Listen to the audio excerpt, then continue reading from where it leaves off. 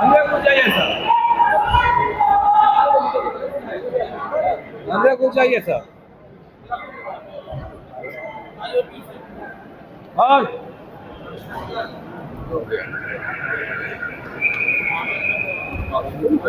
अरे अरे sir sir sir आराम से आराम से आराम से आराम से। सर पीछे रखो इसको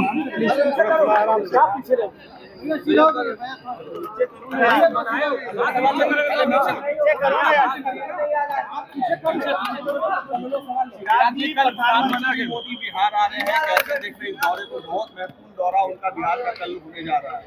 नहीं, बिल्कुल प्रधानमंत्री जी, खुशी हम सब बिहारियों को इस बात की है कि प्रधानमंत्री जी की प्राथमिकता में जिस तरीके से बिहार दिखता है, ये दर्शाता है कि विकसित बिहार बनाने के लक्ष्य को लेकर मेरे प्रधानमंत्री कितने ज्यादा गंभीर हैं। और जब जब प्रधानमंत्री जी बिहार आए हैं, तब तब बिहार को हजारों करोड़ों की सौगात देकर गए हैं। और ये ऐसी सौगात है जो धरातल पर दिखती है। आज हम लोग जहाँ पर हैं, जिस परिसर में खड़े होकर हम लोग ये चर्चा कर रहे हैं, ये एयरपोर्ट ही लंबे समय से ये मांग बिहारियों की रही थी कि एक वर्ल्ड क्लास एयरपोर्ट पटना को मिलना चाहिए। आज ये भी सपना पूरा हुआ है, तो इसकी ये भी देन मेरे प्रधानमंत्री आदरणीय नरेंद्र मोदी जी की वजह से है। ऐसे में कल उनका आना पुनः विकसित बिहार की नींव को मजबूत करने के उद्देश्य के साथ है। लोकसभा चुनाव में जो जो वादे प्रधानमंत्री जी ने किए थे, उन वादों को पूरा करने की सोच के साथ एक बार फिर प्रधानमंत्री जी बिहार आ रहे हैं। एनडीए को नेशनल दामाद आयोग कहा जा रहा है, क्या कहेंगे आप?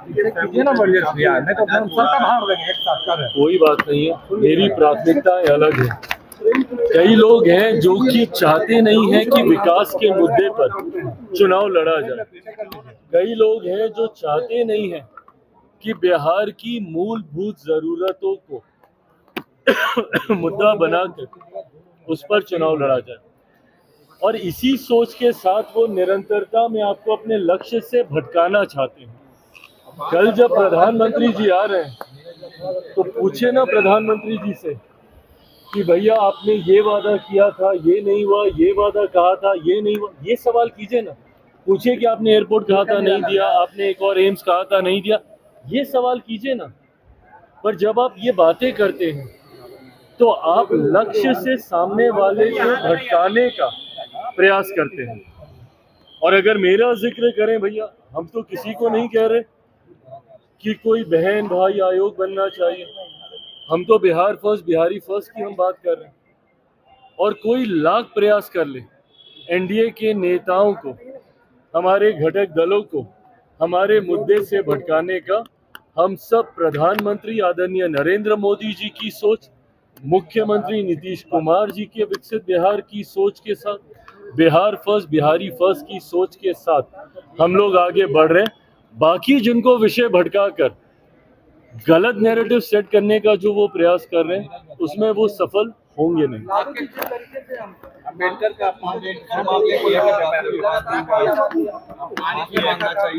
देखिए, जिस तरीके से मैं उनके स्वास्थ्य को भी समझता हूँ, पर उसके बावजूद जिस तरीके से बाबा साहेब की तस्वीर चरणों में है, जिस तरीके से वो दृश्य सामने आए, वो हर उस व्यक्ति को दुखी करते हैं जो बाबा साहेब भीमराव अंबेडकर जी की विचारधारा, उनकी सोच, और मुझे लगता है देश का एक मुख्यमंत्री नीतीश कुमार जी के विकसित बिहार की सोच के साथ, बिहार फर्स्ट, बिहारी फर्स्ट की सोच के साथ हम लोग आगे बढ़ रहे हैं। बाकी जिनको विषय भटकाकर गलत नैरेटिव सेट करने का जो वो प्रयास कर रहे हैं, उसमें वो सफल होंगे नहीं। अम्बेडकर का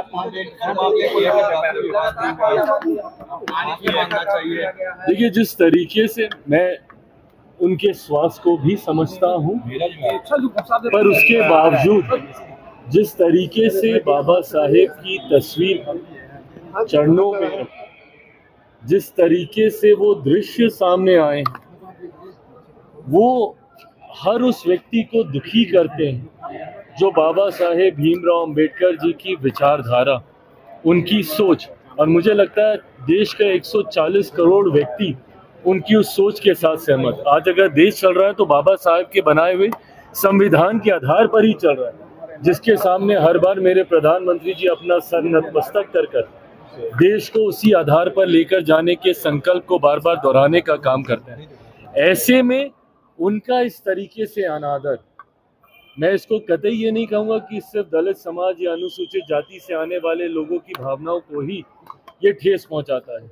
ये ना सिर्फ हर बिहारी को ये दृश्य ठेस पहुंचाता है, हर देशवासी को ये दृश्य ठेस पहुंचाता है और पुनः उस सोच को सोचने के लिए आपको विवश करता है कि क्या यही इन लोगों की सोच है, जहां एक तरफ इस समाज से आने वाले महापुरुषों का आप अपमान करिएगा और फिर उन्हीं को अपना वोट बैंक बनाकर अपनी राजनीतिक रोटी सेकने का प्रयास कीजिएगा। बहरहाल ये सब जनता के सामने है और मुझे लगता है सही समय पर जनता अपना सही फैसला इन तमाम विषयों को संज्ञान में रखते हुए लेगी। आप कहां से चुनाव लड़ेंगे, इसका फैसला कब तक हो जाएगा? कहां से आप चुनाव लड़ेंगे?